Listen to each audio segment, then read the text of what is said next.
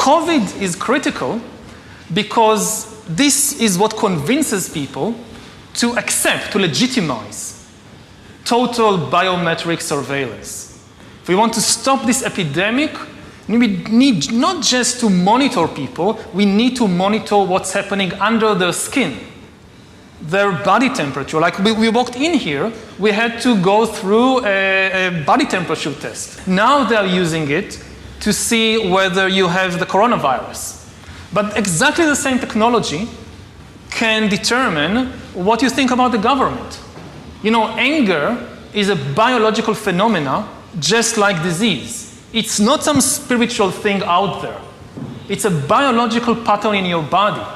With this kind of surveillance, I mean, you watch the big president, the big leader, gives a speech on television. The television could be monitoring you and knowing whether you're angry or not, just by analyzing the cues, the biological cues coming from your body.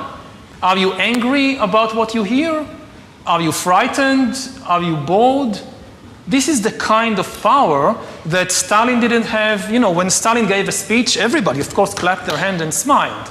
Now, how do you know what they really think about Stalin? It's very difficult. You can't have a KGB agent following everybody all the time. Even if you do it, he's just watching your outside behavior. He doesn't really know what's happening in your mind. But in 10 years, the future Stalins of the 21st century, they could be watching the minds, the brains of all the population all the time, and also they will have the computing power to analyze all that. You know, it's not just having an agent following everybody all the time. The agent in Stalin's days writes a paper report, and you have these millions of paper reports piling up in Moscow. Somebody needs to read them, to analyze them. That's impossible.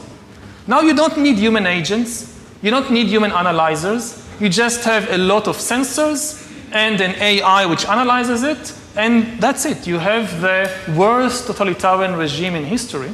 And COVID is important because COVID legitimizes some of the crucial steps, even in democratic countries.